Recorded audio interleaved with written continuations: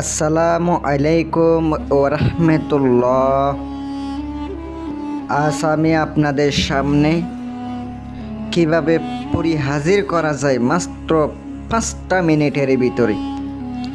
5টা মিনিটের ভিতরে কিভাবে পরি হাজির করা যায় আজকের এই ভিডিওতে বর্ণনা করব।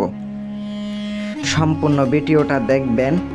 যাদের রোহানি শক্তির আংটি অথবা সাধনার আংটি প্রয়োজন, বিভিন্ন সাধনা করার ক্ষেত্রে আপনারা যোগাযোগ করবেন। আজকে আমি আপনাদেরকে সম্পূর্ণ নিয়ম কারণ বলে দেব কীভাবে 5টা মিনিটের ভিতরে পরি হাজির করা যায়।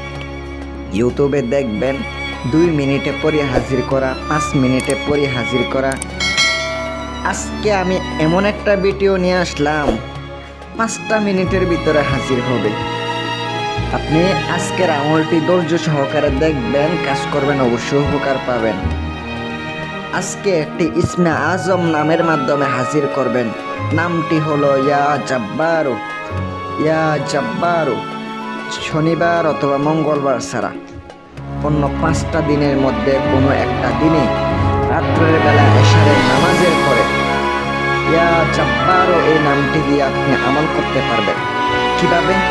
আগে প্রথমত আপনাকে দুরূদ শরীফ পড়তে হবে। 11 বার দুরুদে ইব্রাহিম পাঠ করার পরে আপনি ইয়া জাব্বারু এই নামটি আপনাকে 8000 বার পাঠ করতে হবে। 8000 বার এক বসা অবস্থায় পাঠ করতে হবে। যদি 8000 বার পাঠ করেন তাহলে আপনার পরি এসে হাজির হবে, যদি আপনার পরিপূর্ণ রুহানি শক্তি থেকে থাকে। কিভাবে? আপনি 5 মিনিটে কিভাবে হাজির করবেন? কোনো পরি 5 মিনিটে হাজির হয় না ভাই। ইউটিউবে এগুলা মিথ্যা কথা। কোনো 5 মিনিটে পরি হাজির করা যায় না। আপনি যদি হাজির করতে চান তাহলে আপনাকে আমল করতে হবে, সাধনা করতে হবে। যদি ওই সাধনাটা আপনার করা থাকে 5 মিনিটে কেন 1 সেকেন্ডে ডাকা মাত্র এসে হাজির হবে।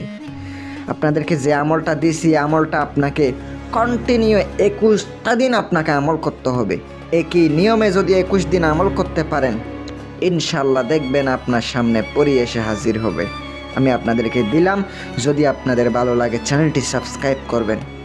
আপনি স্ক্রিনে যে নাম্বারটি দেখতে পাচ্ছেন আপনারা ইমো হোয়াটসঅ্যাপে যোগাযোগ করবেন অথবা নাম্বারে কল দিবেন। ইনশাল্লাহ অবশ্যই শুধুমাত্র আংটির জন্য যোগাযোগ করবেন। যাদের আংটির প্রয়োজন নাই তারা আল্লাহর রাস্তায় যোগাযোগ করবেন না। ভালো থাকবেন। আসসালামু আলাইকুম ওয়া রাহমাতুল্লাহ।